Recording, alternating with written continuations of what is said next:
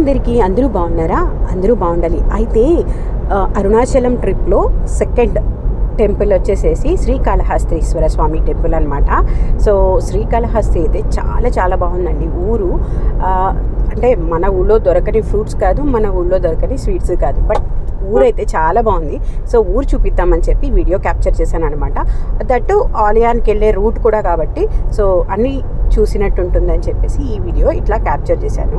So temple అయితే చాలా చాలా బాగుందండి. టెంపుల్ లోపల వీడియో అలౌడ్ ఉండదు కదా, బట్ లోపలికి వెళ్ళేటప్పుడు ఇక్కడ అన్నపూర్ణ సమేత కాశీ విశ్వేశ్వరుడి టెంపుల్ ఉండిందండి. సో అక్కడైతే మేము కరెక్ట్గా వెళ్ళే టైంకి దేవుడికి మహానైవేద్యం నివేదిస్తున్నారన్నమాట. సో నేను ఆ వీడియో కూడా క్యాప్చర్ చేశాను. సో అక్కడైతే మీకు ఆ ఘంటానాదము మరియు డమరుక ధ్వనులతో చక్కగా స్వామివారికి ప్రసాదం నివేదిస్తున్నారు. అదంతా మీరు కూడా చక్కగా వీడియోలో చూసి ఎంజాయ్ చేయండి.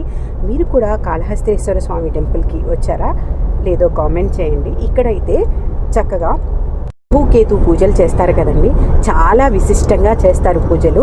చాలా చాలా బాగుంటుంది. ఈసారి మీరు కూడా అలాంటి పూజలు ఏమైనా చేయించుకోవాలంటే ఈ టెంపుల్కి విజిట్ చేయండి.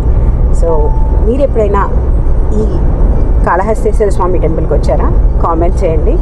సో ఈ సమ్మర్ హాలిడేస్ మేము ఈ విధంగా ఎంజాయ్ చేస్తున్నాం అనమాట. మరి మీరు ఎలా ఎంజాయ్ చేస్తున్నారో కామెంట్ చేయండి.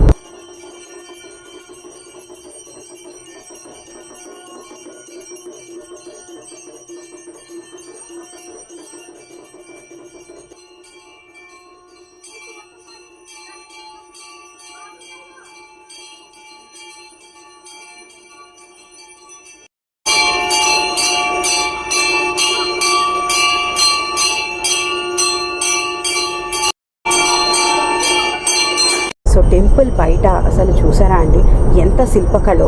అసలు ఈ గణపతిని చూస్తే అలా చూస్తూ ఉండాలనిపించింది అనమాట. ప్రతి చోట ఈ ఆర్కిటెక్చర్ని చూస్తే చాలా చాలా ముచ్చటేసింది. మీకు కూడా అలానే అనిపించిందా? కామెంట్ చేయండి.